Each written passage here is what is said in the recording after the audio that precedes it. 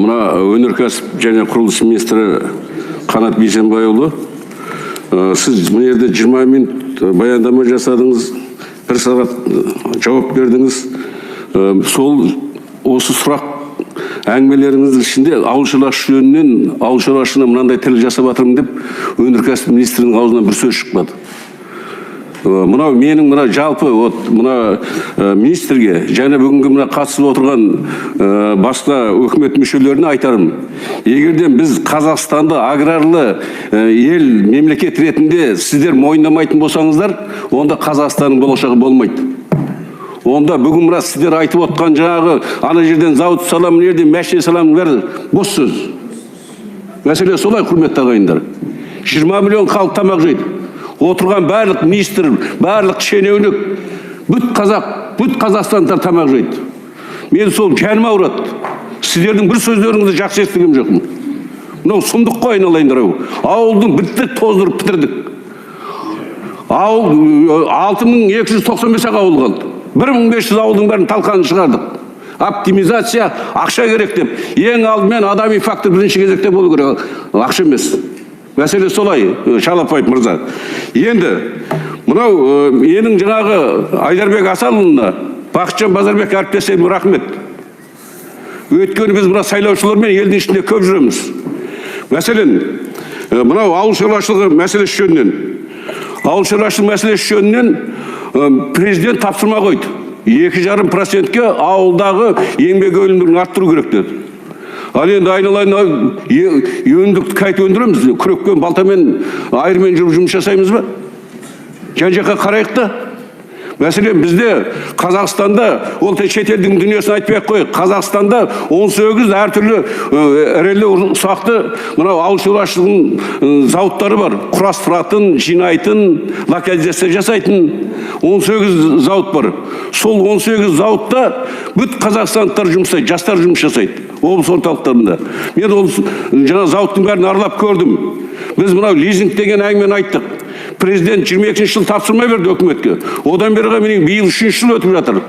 Биыл мәселен 7 жаңағы ақпан күні президент өкіметтің кеңейтілген мәжілісінде жаңағы Айдарбек Асанұлының сөзін қайталап айтамын. 450 миллиард ақшаға жеткіз деді. Одан әне күні сәуір айының бас жағында Бектен мырза өкіметтің жаңадан басшысы ол кісі 1 мамырға дейін 100 миллиард теңге ақша бөліңдер деді. Бүгінгі күнге дейін көк тиын ақша бөлінген жоқ. Сонда өкіметтен не күтуге болады, құрметті ағайын? Мен мәселен мынау Қазақстанды мынау үлкен бір шаруашылықтармен бағалаймын. Мен мәселен 10 жыл колхоздың бастығы болдым Совет үкіметі кезінде. Мынандай тәртіпсіздік болған емес. Мынау деген сұмдық қой, айналайындар. Елге бүт публикаға өкімет мынандай шешім қабылдады дейді. Оны сіздер орындамайсыздар.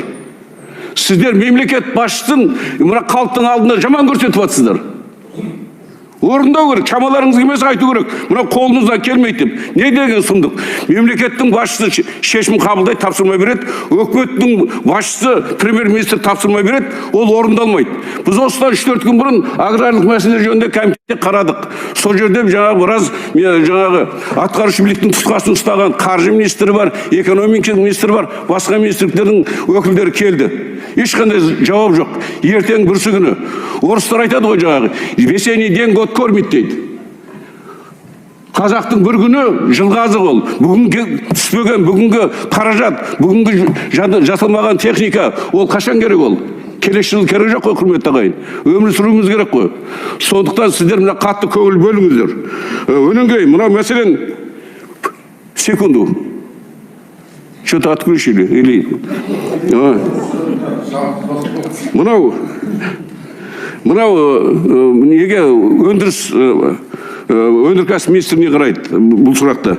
Мәселен, біздегі ауыл шаруашылық өнімдері бар, мәселен, теріміз бар, жүніміз бар. Осы тері жүн дегенге тек әбден тіліміз жауыр болды ғой. Неужели бір тек осы Қазақстанда тек бәрімізді шабамыз келмейді? Әр регионды ешайт етіп, ауыл шаруашылық министрімен, сауда министрімен ақылдасып, өнеркәсіп министрі бір тері өңдейтін зауыт, жүн өңдейтін зауыт, осыларды істеп бір ретке келтіруге болады ғой. Мынау жаман деп айтпай-ақ қойып, мына жанымыздағы көрші Монғолиядан қалып қалдық қой, құрметті ағайындар. Кішкене намыс болу керек қой. Мына мемлекет өзіміздің мемлекет қой, құрметті ағайын. Сондықтан мен ойлаймын, мына өзгеріс жасаңыздар. Расында да мына бір тірлік болатын болса да сапалы тірлік болу керек қой. Анау желдірме сөздің, өтірік отчеттің бізге керек жоқ. Мына менің әріптестерім жаңа қойған талабын қолдаймын. Өкімет мүшелері келгенде сіздер жауапты қызметтесіздер. Егерден қолдарыңыздан келмейтін болса, қазақта айтқан, жаңағы өзің қолыңа көтере алмайтын жаңағы нені, шоқпарды көтерме деп. Шоқпарды көтеретін адамдар табамыз 20 миллионның ішінен. Мәселе солай, құрметті ағайын. Сондықтан бүгінгі мынау өкімет мүшелерінің берген есебіне мен көп қоштамаймын. Өйткені мына ауыл шаруашылығы жөнінен ешқандай әңгіме жоқ. Біз аграрлы мемлекетпіз. Осыны мойындаңыздар ең алдымен.